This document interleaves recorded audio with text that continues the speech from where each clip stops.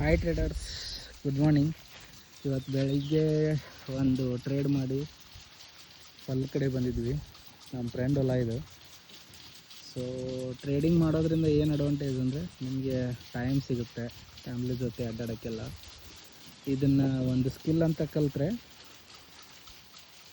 ನಿಮಗೆ ಇದರಲ್ಲಿ ದುಡ್ಡು ಮಾಡ್ಬೋದು. ಒಂದು ಚೆನ್ನಾಗಿರೋ ಸೆಟಪ್ ಇರಬೇಕು. ಆ ಸೆಟಪ್ ಬರೋ ಮಟ್ಟ ಟ್ರೇಡ್ ಮಾಡಬಾರ್ದು. ಸುಮ್ಮನೆ ಬಂದ ಕೂಡಲೇ ನಾನು ಟ್ರೇಡ್ ಮಾಡಿ ದುಡ್ಡು ಮಾಡ್ತೀನಿ ಅಂದರೆ ಅದು ಸುಳ್ಳು.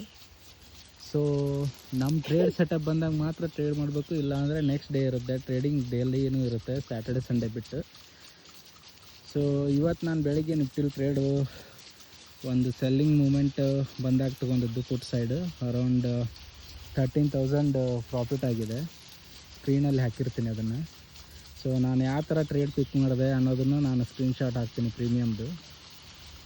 ಸೊ ಟ್ರೇಡಿಂಗ್ ಕಲಿಯೋದ್ರಿಂದ ಏನು ಅಡ್ವಾಂಟೇಜ್ ಅಂದರೆ ನೀವು ಎಲ್ಲ ಕಡೆ ಅಡ್ಡಾಡ್ಕೊಂಡು ಎನಿವೇರ್ ಅರ್ನ್ ಮನಿ ಅಂತಂದಿದೆಯಲ್ಲ, ಟ್ರಾವೆಲಿಂಗ್ ಮಾಡ್ಕೊತಾನೆ ದುಡ್ಡು ಮಾಡ್ಕೋಬೋದು. ಈ ಥರ ಒಂದು ಚೆನ್ನಾಗಿರೋ ಇದು ಸಿಗುತ್ತೆ. ಸೊ ಕಲೀರಿ, ಕಲ್ತು ಆದಷ್ಟು ಟ್ರೇಡ್ ಮಾಡೋಕ್ಕೆ ಕಲೀರಿ. ಕಲಿದೇನೆ ಸುಮ್ಮನೆ ಮಾರ್ಕೆಟಲ್ಲಿ ಟ್ರೇಡ್ ಮಾಡ್ತೀನಿ ಅಂತ ದುಡ್ಡು ಇಟ್ಕೊಂಬರ್ಬೇಡಿ. ಇಲ್ಲೆಷ್ಟೇ ದುಡ್ಡಿದ್ರೂ ಕಳ್ಕೊತೀರ.